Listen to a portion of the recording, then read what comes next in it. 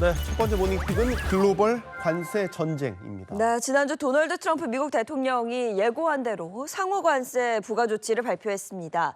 예전보다, 그러니까 예상보다 훨씬 강도 높은 관세 공격이라고 해야 될까요? 이게 이어지면서 정말 전 세계가 그야말로 뭐 관세 전쟁, 이 소용돌이에 휘말리게 됐습니다. 네, 그렇습니다.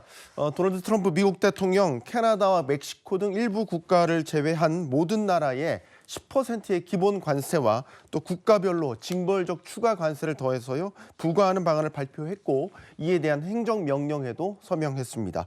이 징벌적 관세 대상은 우리나라를 포함해서 중국이나 베트남, 일본, 인도 등 미국과의 교역에서 큰 흑자를 보는 국가들이고 이 관세율은 적게는 20%에서 많게는 50%에 달할 만큼 강도 높은 관세 공격을 가했습니다.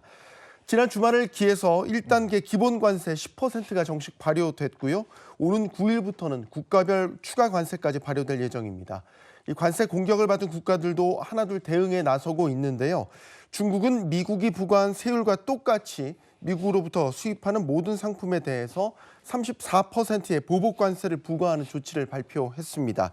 또 유럽연합 역시 협상의 여지를 열어두면서도 다양한 보복 조치를 검토하는 등 주요 국가들이 미국의 관세 공격에 대응하기 위해서 분주하게 움직이고 있습니다.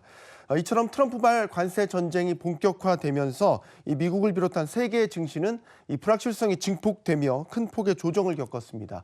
미국 뉴욕 증시는 지난주 마지막 거래일 이틀간 주요 지수들이 대폭락하면서 무려 시가총액 9,600조 원이 사라지게 됐습니다. 네, 우리 주식시장도 전 세계적인 관세 전쟁 치러냈죠. 거기다가 또 공매도 재개, 대통령 탄핵 뭐 이런 것들을 소화해내면서 그래도 비교적 잘 버텨냈다 이런 평이죠. 네, 지수 하락폭 자체는 크지는 않았습니다. 하지만 이런 이벤트들로 인해서 이른바 롤러코스터 장세를 나타냈습니다.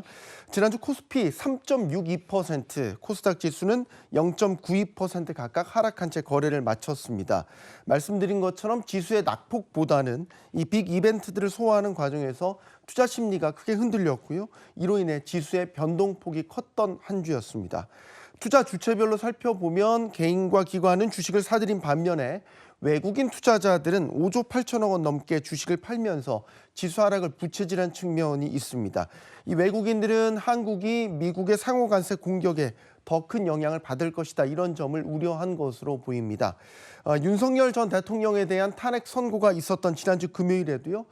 증시는 탄핵 선고 결과에 민감하게 반응하면서 장중 내내 오르고 내림을 반복하는 모습을 보이기도 했습니다. 일단은 탄핵 선고 결과가 나왔으니까 정치적 불확실성은 해소가 된 것이고 네. 관세 전쟁은 계속되니까 이거 잘 대응해야 되는 거죠. 그렇습니다.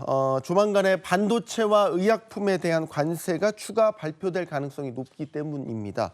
이 반도체와 의약품 모두 우리 주요 대미 수출 품목이기 때문에 예상 밖으로 강도 높은 관세가 발표되면 국내 증시가 출렁일 수 있습니다. 다만 지난해 말부터 트럼프 리스크가 지수에 선반영된 측면이 있기 때문에 큰 폭의 하락은 나타나지 않을 것이란 전망도 나옵니다. 아울러 가장 큰 불안 요소였던 탄핵 정국이 마무리된 만큼 국내 증시는 단기적으로 반등의 기회를 모색할 수 있고 여기에다가 추경이라든지 금리 인하 같은 경기 부양 정책이 나오면 투자 심리는 확연히 개선될 수 있습니다.